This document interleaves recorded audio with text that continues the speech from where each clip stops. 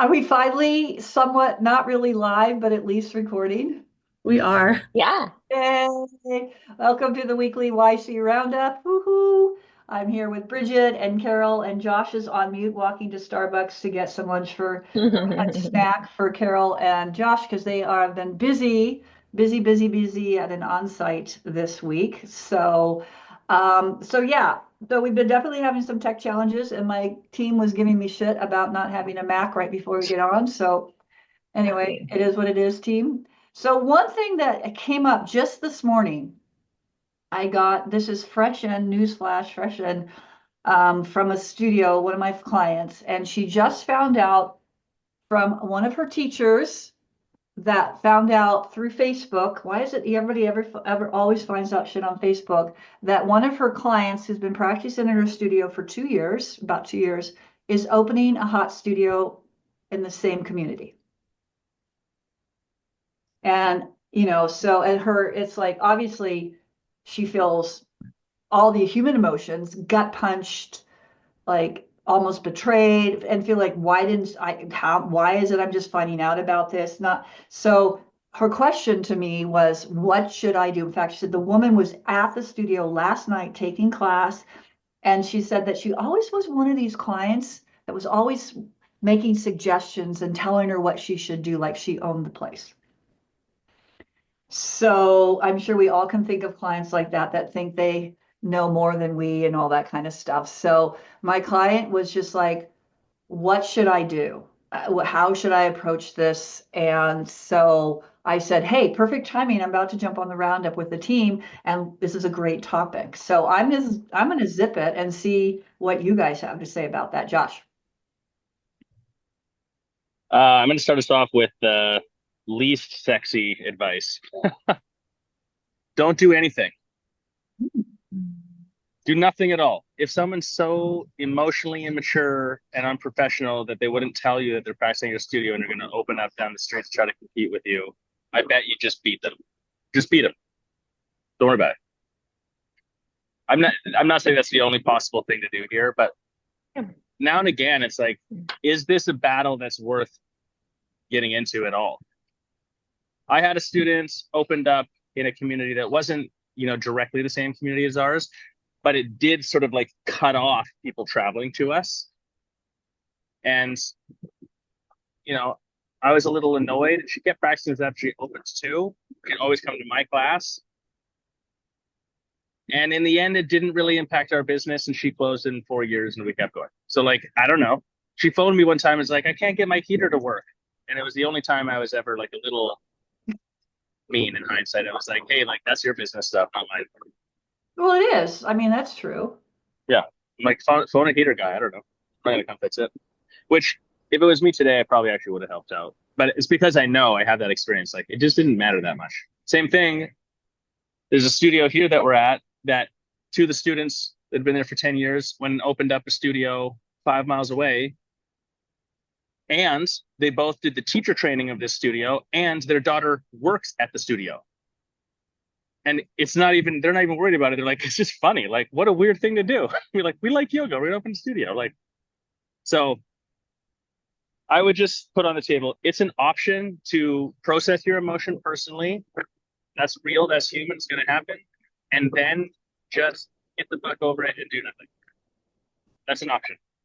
Okay, Bridget and Carol. Um, I definitely want to acknowledge this person's feelings of, whatever it is. Like, I get it that like gut punch is the perfect like way to say it. I think that's exactly how it feels. I like don't want to be like too Pollyanna-ish, but I don't really think of competition that much like in my own business. I just really like the studio isn't even open. And Yeah. so I like wouldn't, yeah, like I just wouldn't worry about this. You never know what's going to happen. I do think she's within her rights if she wants to. I guess I don't know the stage at which like this development is happening, but I think she's within her rights to tell her, she doesn't want her to practice there anymore. Probably not what I would do, but I think that's fine. Uh, just you could just call it a conflict of interest or something. But I think generally the only answer is always going to be to stay in your lane and do whatever you are doing better and better and better and better. Like maybe it's a great time to, I mean, she's already doing coaching, obviously, if she's with you. So just, yeah, focus on what you do best. And um, one thing that's really important, I think, though, is to just like figure out your own feelings and what, hurt this is rubbing up against in you before you have any communication with her. There's no need to start like a big drama battle or anything. Don't bring other people into it. Like just try and be professional and do what you have to do. But anyway, those are just my thoughts. Yeah, I totally agree with Bridget. I think for me, I would start with wanting more information. Like, what's your plan? How big is this going to be? How far away is it? And that would determine my course of action that comes next. I mean, we definitely had over the years some random student that started like this studio across the river, and it's sort of still there. And it's really funny because it seems like that student really thinks of us as like sister studios, and we've always been like, we never, we don't have that kind of relationship, but we didn't like push her away. It just was sort of like, you're not really even on our radar because it's just such a different thing. But then we also had teachers that, got together and opened a studio between our two locations right in the middle. And that was like seeing, you're fired right now. This is a conflict of interest. You got to go. So it just, it depends on the situation. So I would just start with being curious, I think. Josh? Yeah, I think what you guys are saying is really powerful advice. It's the hard part I think for someone on a personal level to discern is this something that I need to talk to this person about or not? And so I would just go through that thought process, because that's how you're not reactive. That's yoga. It's like this emotion's coming up for me. I don't like it. It's totally like warranted or not isn't even the conversation. It seems very warranted to me. But is this one of these things where like I need to address this with this person because if I didn't, something for myself would feel off, like I would have not done right by myself? Or is it that there's no conversation to be had because there's no outcome that's possibly reachable? And I can't tell you which it is. You're right. The details of the scenario, Bridget, matter a lot in this sort of thing. The one line that I would always say is like, I'm going to operate as a professional and I'm going to hold everyone else inside my physical business to that same standard of professionalism. So that's the boundary that if it needs to be set, may need to be set. And even if it doesn't need to be verbally set, that I would like unwaveringly employ. For example, I would never go into another studio and be in the change room and be like, hey, and promote my business. Like that's very unprofessional and that's not what those students are there for. And that's the kind of behavior we do see. So those are the things to just be aware of. Maybe a practical advice piece would be then like go through the journaling work to write down like, okay, what is my boundary with this? Like you practicing here, is that a boundary? No, I don't care if you practice. You coming behind the front desk and trying to get our email list? Yes, boundary.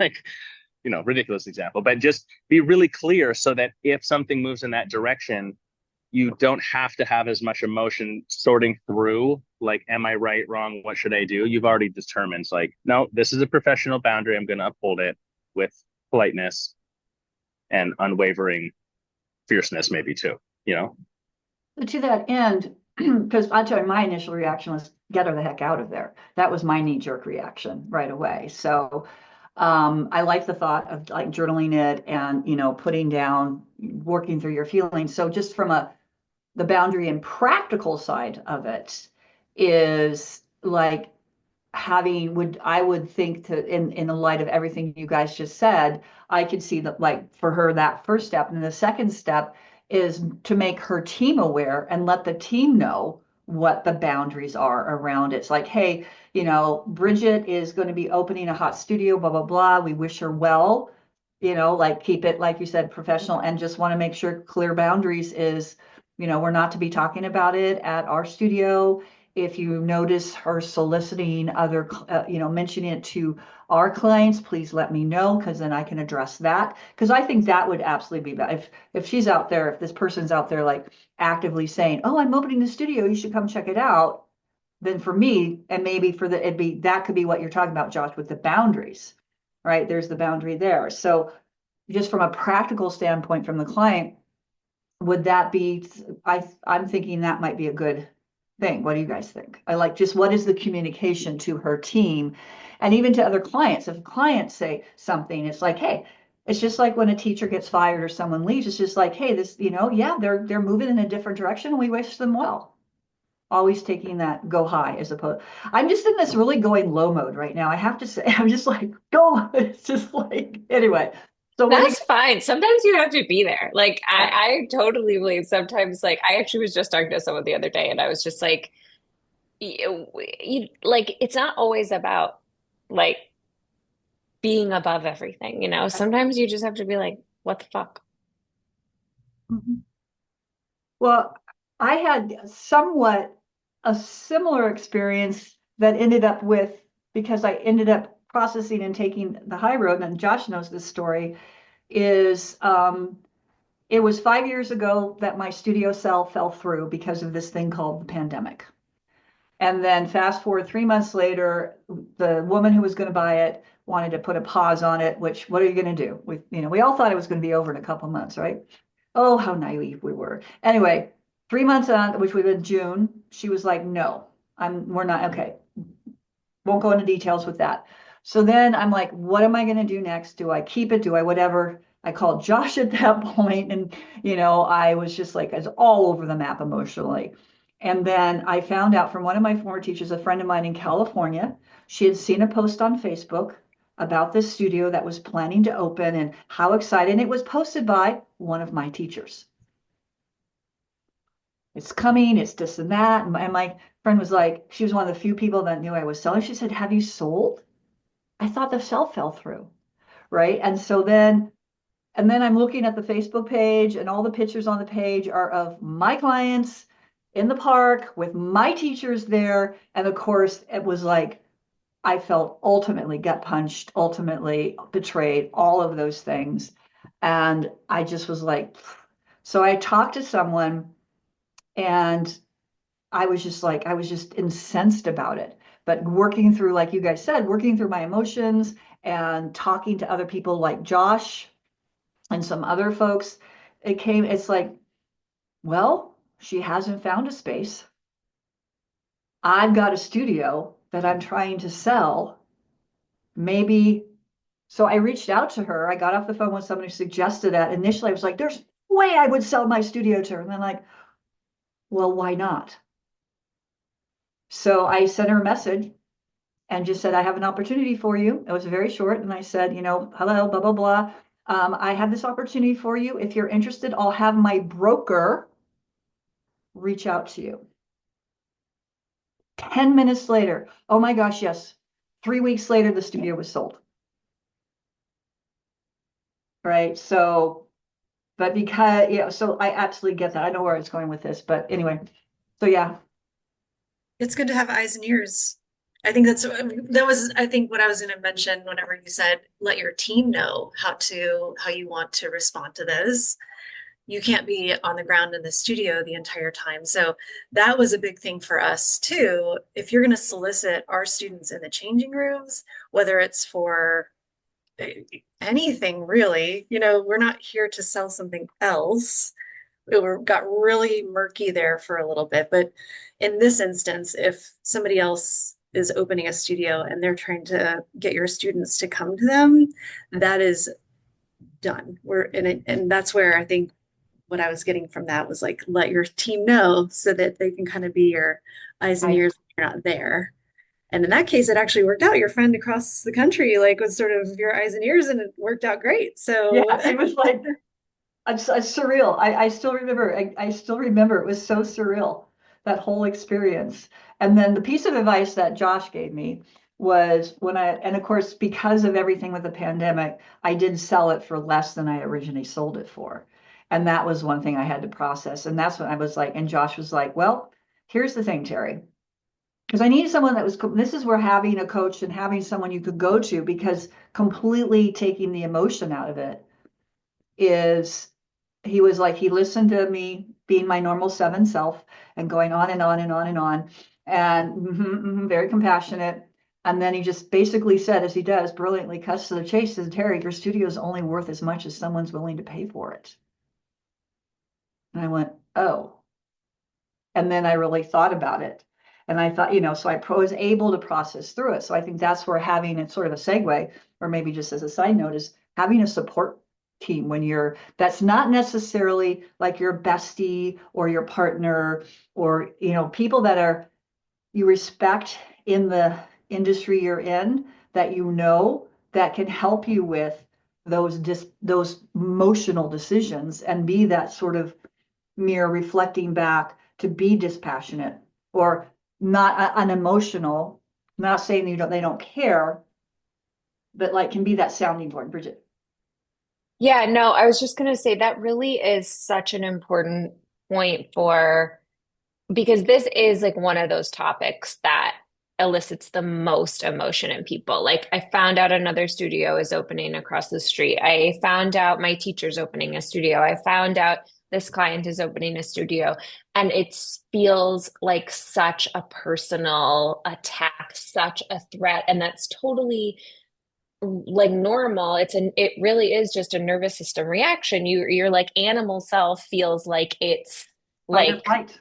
yes, it feels like its boundaries are being violated, and that's totally normal, and you should like let yourself feel that feeling. But that's right, Terry, you have to do that emotional processing away from the situation itself. You need those advisors, you need friends, you need journaling practices, you need emotional like growth practices to help you do that, because what I see a lot is um like projecting the anger on, like, I'm gonna write this snotty Facebook post, or like, what should I do to like get back at them or whatever. And then just the last thing I'll say is like, just to remind everyone, like, most businesses fail. Like that's just the truth. And It's a sad truth. yeah, and I think like we don't know anything obviously about the situation, but the kind of person who goes to an existing studio owner constantly being like, you should do this differently, you should do this differently, that's a big that's a big red flag, I think, for them as far as like how business ownership is going to go. But that's all. Yeah, it's making me think of how that was definitely our reaction early on, like as we were kind of like still getting our footing and everything. And at some point, I looked at my business partner, I was like, we must make this look easy because everybody thinks they can do it because they're gonna crash and burn. I mean, I could just, the number of times that like specifically the talking about the teachers that decided to open a studio right between our two, they didn't last but 3 or 4 years maybe. I think they may have sold it to somebody else, like they couldn't hack it. So at some point I'm just like, good luck, have fun. It became like, they're not our competition. We just need to stay in our lane, like we've said earlier. Do your thing, the best you can. And you almost put blinders on at some point and just focus on what you focus on expands, right? Yeah. So if you focus on making your business the best business you can do, best product, great, teachers, etc., then that's what you'll get more of. So yeah. That's a good point. I mean, I think it's important to be aware of, being your lane, like you just said, and being aware of what's happening in your market, knowing what's happening, so that you're not blindsided, and then you can like, okay, but staying in your lane, I think is a really good point, and just focus on. And if you think about it, you look like here in the States, you've got CVS on one corner, Rite Aid on another corner, Walgreens, or you have there used to be it was called Gas Station Corner in Monterey, California, where I grew up. It was like a main intersection. There was one gas station on each of the four corners, right? And then, so there is sort of that, sometimes it's not necessarily a bad thing. And the fact with my client, she's been in the community we actually went to training together. It's our 20-year anniversary of becoming yoga teacher training. And I believe she opened her studio about 10, 15 years, more than a decade ago. So she's got a very long established, well-trained, teachers and all that kind of thing. So, yeah, so I appreciate that, everybody's advice, because like I said, my first reaction was there. But yes, I think those are all good suggestions. So, and speaking of, it's kind of a bit of a segue to our next topic that just recently came up, is talking about staying in your lane, but having a plan for your lane. You like how I segue into this, guys? Having a plan for your lane. And part of that plan is not just, the classes and things like that. It's events and it's workshops, right? So I just had a client reach out to me where her studio has reached what we like to call workshop fatigue. Meaning there's a couple owners, and the owners like one of them there's three owners, two are yoga teachers, one is not, but they do have a really big store retail. They're a Lululemon reseller, and so they have major retail, what she's responsible for, but still has a stake in the business. Anyway, she's like seeing that these workshops are not being well attended. They're not making money, but yet they keep saying, we want to do this, we want to do this, we want to do this. So being in your lane, what's your plan?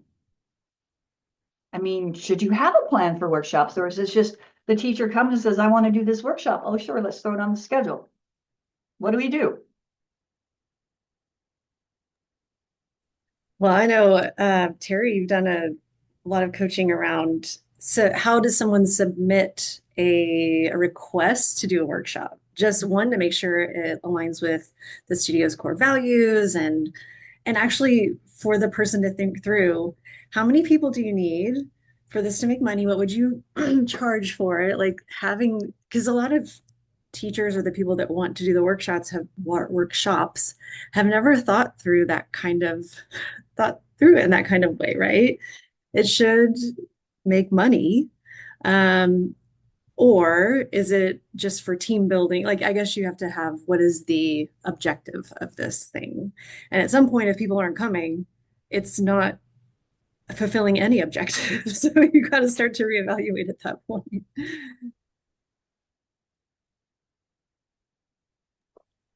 Yeah, we really don't do workshops anymore. We have a lot of events and or not like a ton of events. I always say I hate events as well, but I can kind of explain what I mean. But we don't do workshops anymore because of those reasons. They're really hard to plan. It takes like so much logistics. And also, I think a big thing about workshops, and I think the shift that a studio sometimes goes through when they shift away from workshops is moving away from being, and Terry, you mentioned this about another client you have for like sort of a different issue, but I think it's sort of related, moving away from like a teacher focused and moving into a space of like, this is our studio. This is what our brand looks like. This is what our classes look like. This is what we're trying to do with every single thing that we do. Like, this is our community. This is what we're offering. And I think workshops are sort of, I don't want to say a relic, like they don't have any place anywhere anymore, but they're sort of a relic of this way of doing a yoga studio where you're just like a business made up of a bunch of different teachers that like has their own specialties and does their own thing. And I think that that can kind of, workshops can, if you start to actually have like a really cohesive brand and a cohesive idea of what your yoga studio looks like, workshops start to look a little out of place. Like they start to look a little random. one thing we do is we do a monthly women's circle, and I let my teachers kind of decide whatever, like I approve it, but they are random topics. One next month is about dreams, like last month was about Kundalini yoga. So these are not specific, like those don't actually like necessarily fit into the kind of yoga that we do, but the overall point of a women's circle is just community and connection, which does very much fit in with what I do. But the like it's very like I pay a very specific amount. It's not per head. That's a whole other issue with workshops. You should pay a flat rate, in my opinion, not a percentage base like off of what you make, et cetera. But yeah, I think they're just, and I have heard more and more from yoga studio owners that like people just are less and less signing up for workshops. And so I don't know. I think it's time to change. I like that. I mean, yes, I agree. And asterisks, like Carol mentioned, I did put together a form that I've shared with several clients. It's like, and it's extensive. So the first step is if the teacher's not filling it out, doesn't even want to go to the effort of filling out. And part of it is what's the hook? What's the hook? What's the problem? What's the solution? And how is this workshop going to do that? And then does it align? What core value does this align with? Here are core values. What core value does this align with? And how does it align with it? And like you said, how many people, what's the maximum number? I had just had a client, a teacher did a workshop, an outside teacher did a workshop. It was a disaster. And because it was they called it yin and pen, where someone came in and did yin yoga and then acupuncture. And so the problem is that the owner had said to her, well, and she says, oh, as many people as you can get, doesn't matter. Well, they had a lot of people sign up and it was taking too long. People were leaving the studio with pins, needles, acupuncture still in their bodies because it went so far over. And then the owner had to end up refund. People were just like, and it was a disaster. And so, we've been talking, obviously it was like, didn't do some of this stuff that she's a fairly newer client. Anyway, so that's why you want to make sure if you are going to do workshops. And then when we talk about, I think, Bridget, what you're describing is not so much workshops. Those to me sound more like retention events. They Right. are. We don't even make much money on them. Yeah, They're free to members. there you go. But I just mean that can kind of like give your teachers a space to kind of Yeah. practice these things. And I do think that's a nice part of workshops is it gives teachers an opportunity to hone their craft of like leading an event that isn't just a yoga class. But yeah. Yeah. Yeah. So that Carol talk you, I'm sorry, you came off. What were you going to say? Oh, I was just going to say this is making me go back to like looking at planning your entire year in a way that asks your students to participate with you in different ways. Because if you're always doing workshops every single weekend or whatever, it just becomes less special. And, you know, and I just think people are really busy right now, and maybe it's not the right time. We hardly ever did workshops, maybe once a year or something. But that's why when we did it was an event. It was like, oh my gosh, there's a 2-day workshop or whatever it is. And then people signed up. So I think there's just that fatigue sometimes with how we're asking the student to show up. And that's what kind of gets studios in a rut sometimes. So maybe pull back, focus on just classes or doing like one really stellar event, whether it's a workshop or a challenge. Maybe you just sort of spice it up a little bit. Just what I was thinking. Which kind of goes back, we have the last few years we've had in November, December, we've had our marketing calendar planning workshop. And I thought what you were going to say this attract, retain, so like having a arc and flow to your special events and workshops and things like that at the studio so that they're not always, because I realized looking back, I didn't do a ton of workshops, but when I did do workshops, they tended to be just like the one avatar. Right. And it was a little different just when at the time, we were 100% Bikram yoga. So that's a very, very specific thing. However, now knowing what I know now, thinking back, I'm like, well, I could have done some other more like retention things, like, like a journaling workshop or something like that. But anywho, and the other thing I was going to say, you mentioned that, Bridget, is what's the goal of the workshop? Because I worked with a client, I have a client that I've worked with for a couple of years now, and their business was struggling. So their classes weren't doing very well. So they were channeling all their energy into YTTs and workshops, but their product was suffering. So sometimes I think people are like, oh, we're going to do workshop. We need to get some more revenue or but let's look at your class attendance. Let's look at where your core product are your yoga classes. And if they're not performing well, no amount of yoga classes, I mean, workshops, retreats, YTTs, and we've often said this, if that's what you want to do, then don't have a studio. Just do workshops and YTTs and forget about the brick and mortar, all that stuff, if that's what you really want to do, right? So that all goes into what's the plan for your business. And are you just throwing spaghetti on the wall and seeing what sticks? Yeah, that's kind of what I was thinking too, Terry, of just like I think like the bigger question, which is like so important, is like what's coming up for me is this isn't like the greatest or the most yoga question in the world, but like what's in it for you? Like why are you like doing this? What is this for? I think a lot of this is like true of all sorts of stuff that comes up in yoga business ownership. I think, which is just like you think like, oh, people have workshops at their studios. And so that's what I'm going to do.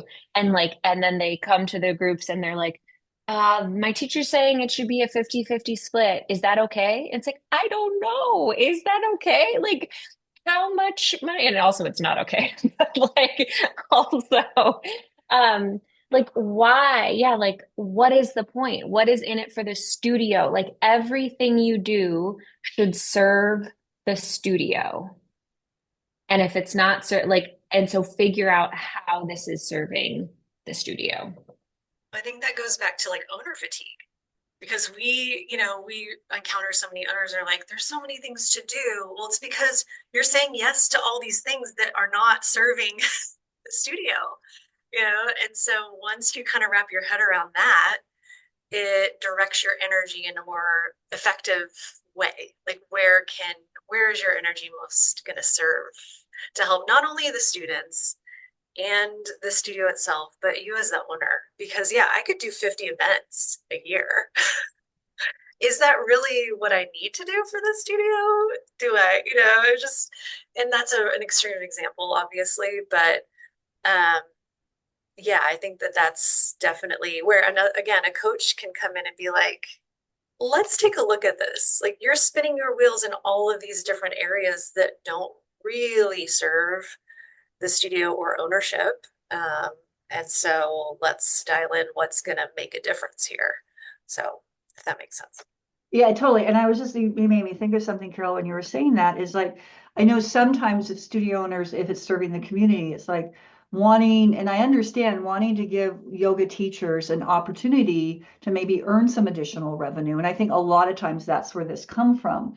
So circling, and I just had a conversation with a client yesterday. Was it yesterday? Today? Yeah, yesterday is let's say you have a teacher that has been teaching a while and is really great with whatever yoga the studio is doing, is perhaps rather than doing a workshop for the community, this teacher then says, okay, we're going to do a workshop for the teachers. And we're going to talk about, we have someone, more of a lead teacher, a mentor teacher, is like, we're going to talk about how effective cueing, if you're like a vinyasa, or have a specific topic where it's basically continuing ed for the teachers so that guess what? The product gets better. If you're looking for ways to increase revenue and increase your product and get more people in the studio, is let's level up our team. And perhaps that's a place where a more mentor teacher, a lead teacher, or someone that has really good at certain things, you can pay them whatever and you do it for the team, and so that way everybody's up leveled, and that's going to reap benefits because the whole team is better. Same thing with like your front desk, right? Do training with I have a client right now that's doing very detailed training with their front desk on the first visit flow, which is going to be a segue to you, Carol, here. See how I'm channeling Josh. I'm like linking everything together.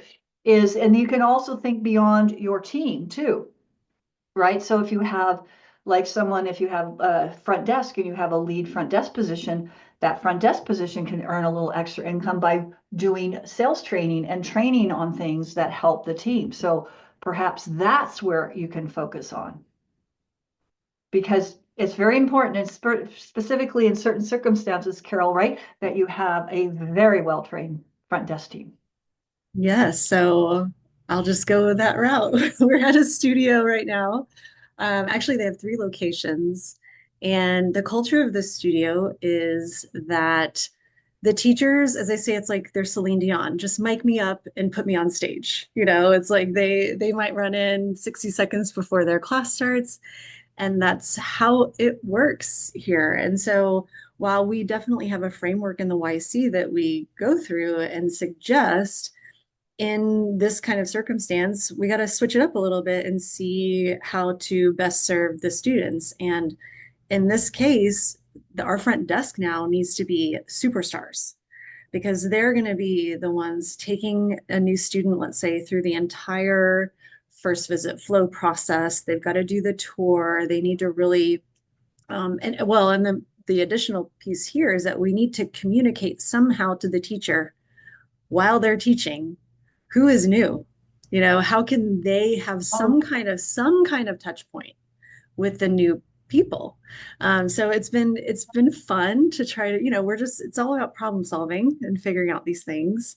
But yeah, if you have independent contractors as teachers, you have to have front desk staff that really can take the reins. And one of the things that's come up is, and not necessarily in this studio, but in studios in general, there's sort of like this hierarchy that sort of ends up happening where it's like the teachers are up here and then the front desk is sort of like, sub, I don't know. They're just not, the teachers just get this, they're teachers.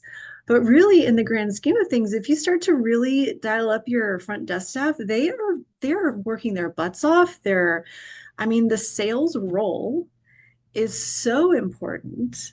Like we're on the same team here, and one is not better than the other. And in this case, where the teachers are just rolling in, they don't see all the stuff that the desk people are doing. So anyway, that's a long-winded way to say, train your desk staff. Well, I'm curious, Carol, in this situation, what is the solution you came up with for because I've seen this at other studios in the past. What's your solution, or what did you come up with to letting the teacher know who's new in the class? Yeah. So, because the studios are really, really busy, the front desk staff go in to do a count around 10 to 15 minutes into class anyway. So they're kind of stepping into the door, counting the number just to make sure everything matches. The number of people inside the class is matching their, software. So our solution is they're going to have a laminated sheet that has announcements for the teacher, like anything that's like happening. There's a workshop this weekend, blah, blah, blah. And also, here are your new students, right? And so maybe it's a touch point there, like, hey, welcome. And because they are really big classes, if you're like, Brian, you're doing great, like, does anyone know who Brian is? Maybe not. But Brian hopefully heard it and got some kind of, touch point there from the teacher. It's definitely tricky and a challenge, and we're just going to try it out and see how it goes. But some of their classes, these rooms hold easily 60. There's one that holds 100. So Whoa. yeah, it's very it's different than a lot of studios that we see, not different, but like the volume The volume. is really high. Yeah. But what's cool is there are three locations, and so they all have their different personalities, different quirks, different problems to solve. So, and I love it. It's really fun to try to figure that Well, out. when you were talking about one thing I saw, I was going to say the note thing, there were studios that would do that. They would give the teacher a thing. But one thing I saw that, and you do it at your studio, Carol, and then I've seen it done at other studios where you have an area for where you set up the new people, like a designated area. And like particularly in a hot studio, it's like the area that the cooler spot without saying it's because it's very rare that a hot studio has the heat is absolutely even across the room, especially if you have windows or doors and you're in like, someplace where it gets cold and snows, it's like by the window is going to be cooler than maybe across the room, blah, blah, blah. So having an area designated for new folks is like, hey, we're going to set you up here. The teacher's going to, and then that way the teacher knows, hey, everybody there particularly. So that's an option that I've seen be effective at a Yeah. studio. Yeah, especially these locations have, mat placement, on the floor. So I did mention that, because this actually where we are today, it was a joke like, don't set up under the rotisserie if you don't want to bake, 'cause Yeah. there are sort of like areas. But yeah, we had little laminated signs that are like reserved for new students, or we'd have reserved it, period, because it could be for a regular that just needs that But spot. And if you have markings on the floor, you just put these signs down. And yeah, that's a great idea, Terry, actually, in this case too, because then the instructor would have an idea of the zone of newer people, and that could actually also help them cue in on who these new people are that's on their list. So yeah. I like that a lot. Yeah, that's really interesting, and thank you for sharing that because that's one thing we've talked about is like, always a big conversation is the difference between independent contractors and employees, and a lot of studios kind of walk that really fine line. They really are employees and not ICs because they're doing all these other things. But that situation where they just come in, they teach their class, they leave, then I think that absolutely. If you don't have, if they're not employees, then you got to have desk staff, to your point, Carol. In Yeah. fact, we now coach to people start working with us before they open. It's like you hire desk staff, then you hire teachers. We say like at least 4 desk staff, depending on the number of classes you have on the schedule and stuff like that. And people like, what? Hire desk staff? Like, yeah, hire your desk staff, train them up before you even open. What do you think about that idea, Bridget? Would you, if you had to do over again, would you do it that way?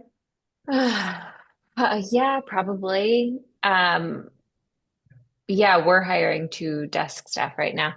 I had a couple of thoughts. One, okay, what if the front desk had like little or like big laminated, like I was thinking like a big yellow star for some reason that came up in my head.